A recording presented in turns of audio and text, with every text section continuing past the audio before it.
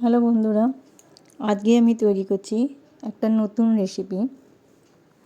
তোমরা ঠিক বুঝতে পারবে থাম্বনেল টাইটেল দেখে। এখন বলছি না, তবে পরে বলতে আমি বাধ্য। যাই হোক, শুরু করা যাক।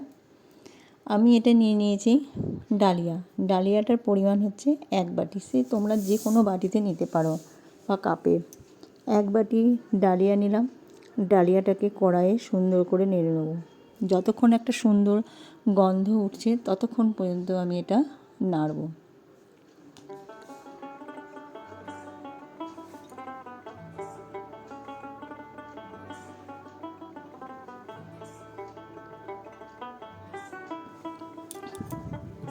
ভালো করে নেড়ে নিচ্ছি। এটা তোমরা টিফিনে বানিয়ে ফেলতে পারো, বাচ্চাদেরও একটা প্রিয় খুব খাবার। ভিডিওটি ভালো লাগলে বন্ধু হয়ে আমার পাশে থেকো। খুব হালকা আঁচে আমি এটা ভাজলাম। এরপর ডালিয়াটাকে অন্য পাত্রে ঢেলে নিলাম, ধোবো বলে। পরিষ্কার করে এটা ধুয়ে নিতে হবে।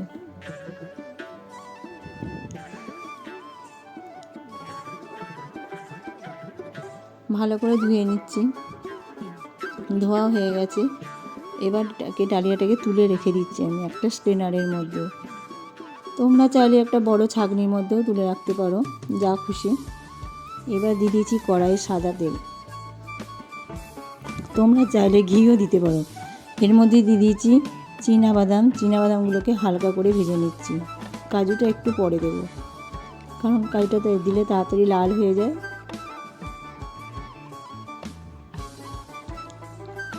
এরপর দিয়ে দেবো কাজু বাদামগুলো।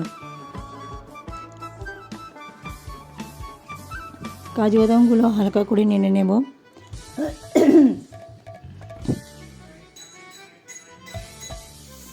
এবার একটা বাটির মধ্যে আমি তুলে রাখছি কাজু বাদামগুলোকে, সব বাদামগুলোকেই তুলে রাখছি।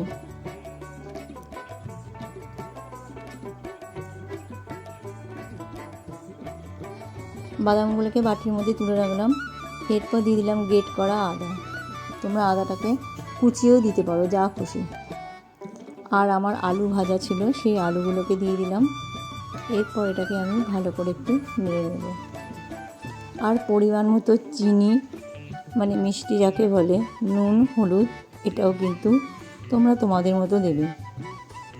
এরপর দিয়ে দিলাম 1 বাটি ডালিয়ায় 2 বাটি জল।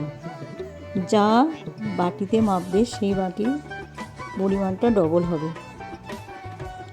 আর একবার আমি ভালো করে নাড়িয়ে নিলাম।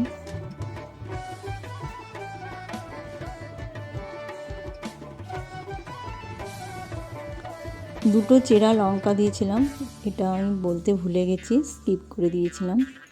এরপর দিয়ে দিলাম ভিজিয়ে রাখা কিশমিশগুলো।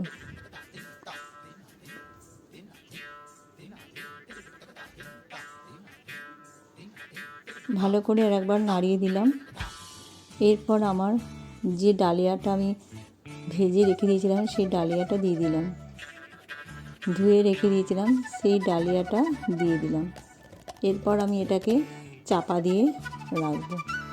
চাপা দিয়ে রেখে 7 মিনিট পরে এলাম। আমার মা একবারে সুন্দর হয়ে গেছে, ঝরঝরে। খুব তাড়াতাড়ি করা যায়, আর এটা একটা খুব সুন্দর হেলদি খাবার। বাদামগুলো দিয়ে দিলাম ভেজে রাখা। বাদামগুলো আগে দিইনি, নরম হয়ে যাবে বলে, ওই জন্য ওপরে দিয়ে দিলাম। আমার উপমা হয়ে গেছে ডালিয়ার। এরপর আমি বানিয়ে নেব তড়কার জন্য আমি ঘি দিয়ে দিয়েছি কড়াইয়ের মধ্যে। ঘিটা দিলেই বেশি ভালো হয়, আর নাহলে সাদা তেল দিয়েই করবে।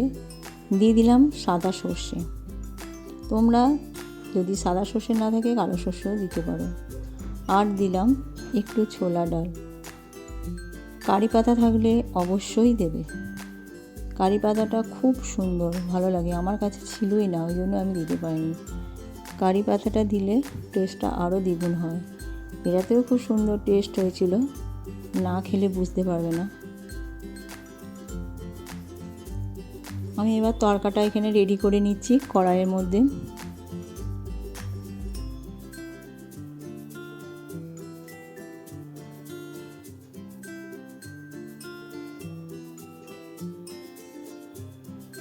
এটা হলো আমার উপমা।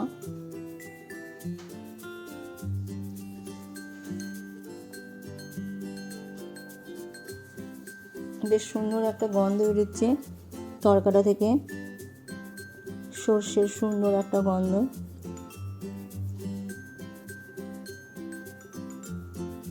এবার তৈরি করে রাখা ডালিয়ার উপমাটা আমি কড়াইয়ের মধ্যে দিয়ে দিলাম।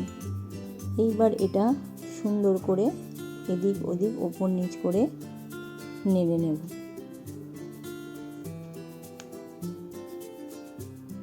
এত সুন্দর ঝরঝরে হয়েছিল, খুবই সুন্দর। এটা অন্য পাত্রে ঢেলে নিচ্ছি।